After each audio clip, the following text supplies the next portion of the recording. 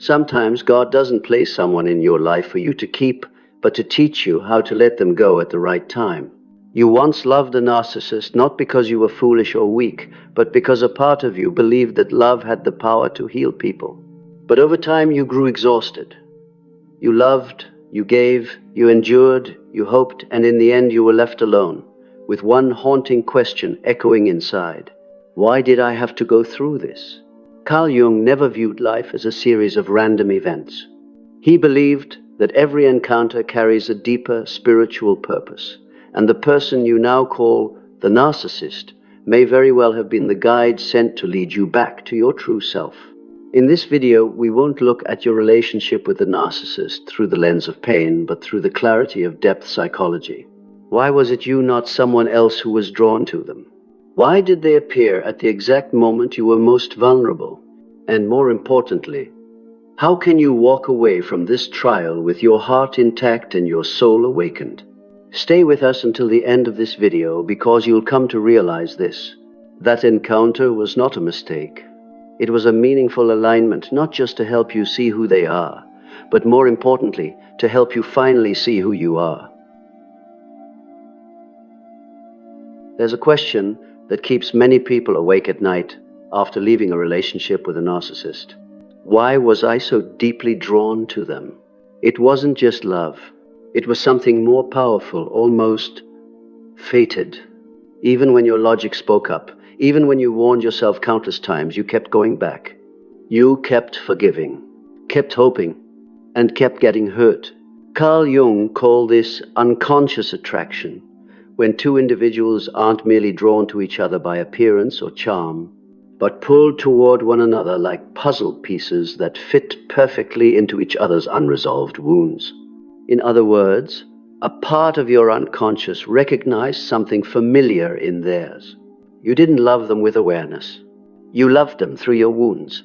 And they, with all their manipulation, selfishness, and inner chaos, were the perfect trigger for emotional pain you had buried long ago. Maybe it was the fear of abandonment rooted in childhood.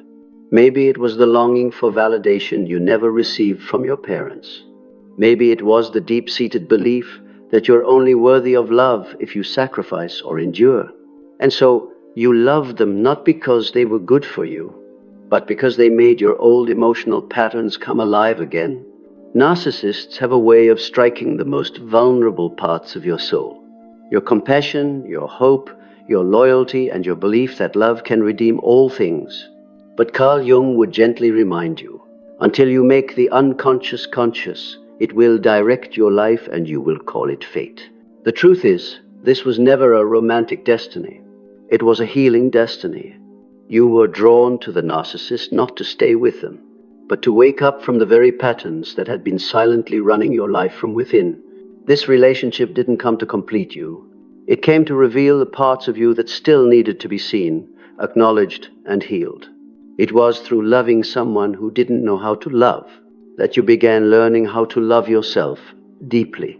It was through rejection that you began to accept your own worth. And it was in your exhaustion from trying to hold on that you finally realized you deserve a love that doesn't require you to fight for your own place in it. One of the most important concepts in Carl Jung's psychological framework is persona, also known as the mask of the ego. The persona is the image we present to the world in order to be accepted, a carefully edited version of ourselves. Polite, obedient, kind, strong, quiet, never demanding too much. But here's the danger. After years of wearing the mask, we begin to believe that it is who we truly are. And nowhere does this become more painfully obvious than in a relationship with a narcissist.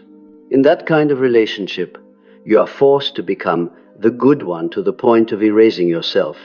You must always be understanding, always gentle, always forgiving, because if you get angry, you're labeled unstable.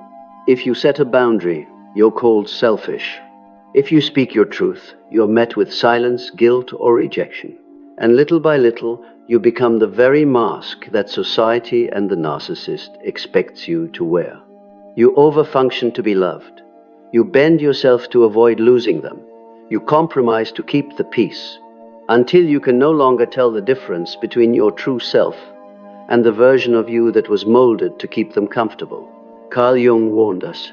The persona is that which in reality one is not, but which oneself as well as others think one is. So leaving a narcissist is not just about ending a relationship. It is about beginning the sacred, painful process of taking off the mask you wore just to survive beside them. And in doing so, you start to rediscover the version of you that doesn't live to please them, but dares to simply be. The version of you who can feel anger without guilt. The version of you who says no without having to explain. The version of you who has real emotions and doesn't need anyone to validate or rationalize them. The version of you who no longer has to shrink in order to hold on to a love that demands your silence. Jung called this process individuation, the journey of returning to the true self, breaking free from social roles, and becoming whole without having to perform. And maybe, when you leave the narcissist, you're not just escaping them. You are coming home to yourself, a version of you who no longer has to smile through pain, who no longer has to brace for survival under injustice, who no longer lives inside a script someone else wrote. You take off the mask. You're not perfect, but you're real. You may no longer be loved by everyone, but you are finally accepted by yourself. And then, when the mask finally falls off, when you no longer have to perform as the good enough one just to be loved, a silence begins to open up. There's no one left to appease, no one left to rescue, no script left to follow. You're simply standing there, exposed, exhausted, and somewhat lost. But this is not the end. This is the beginning of a quiet yet profound journey, the journey back to yourself. And to Carl Jung, this very moment is where true inner healing begins. It is a journey with no map, no clear foothold, and sometimes no one walking beside you. You are no longer who you were before you loved them, but you're not yet sure who you've become after leaving. You're suspended in a blank space where everything familiar has collapsed and nothing new has taken shape yet. Carl Jung called this the liminal phase, a threshold between what was and what's yet to be, a territory of uncertainty, where many retreat back into the arms of the person who once broke them simply because the fear of being alone feels greater than the pain of being destroyed. But if you have the courage to stay with yourself in that emptiness, something miraculous begins to unfold. Because real healing isn't about returning to who you once were. It's about becoming who you were always meant to be, had you never been wounded. You begin to redefine, what is love, really? What do I want, and what do I no longer accept? What do I still believe in, and what must I let go of? Can I be alone and not feel empty? Carl Jung believed that every wound carries within it the potential to heal. And sometimes the soul must first get lost in order to find its true map. In that light, your relationship with the narcissist was not a mistake. It was a sacred rite of transformation. It forced you to face the truth, to choose yourself, and to cut ties with every illusion of love rooted in emotional starvation. And so, day by day, you begin to rebuild your life. Not urgently, not loudly, but gently rediscovering the little things that warm your heart again.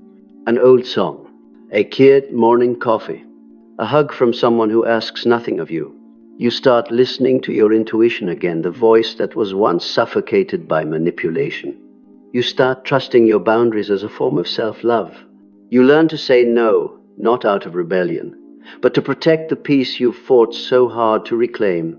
And one day, you stop thinking about the narcissist. Not because you hate them, but because they no longer occupy the central role in your story. You've come back, not as a victim, but as someone whole, conscious, free, and filled with a compassion that now knows its limits. Jung once said, "The privilege of a lifetime is to become who you truly are." And you've done it, not by defeating them, but by refusing to let them define you one more time. If you've made it to the end of this video, thank you for not abandoning yourself. Don't forget to subscribe and continue this journey of psychology, healing, and inner awakening with us. And if you're still in that lost space trying to find your footing, remember this. You are not lost. You're just on your way home.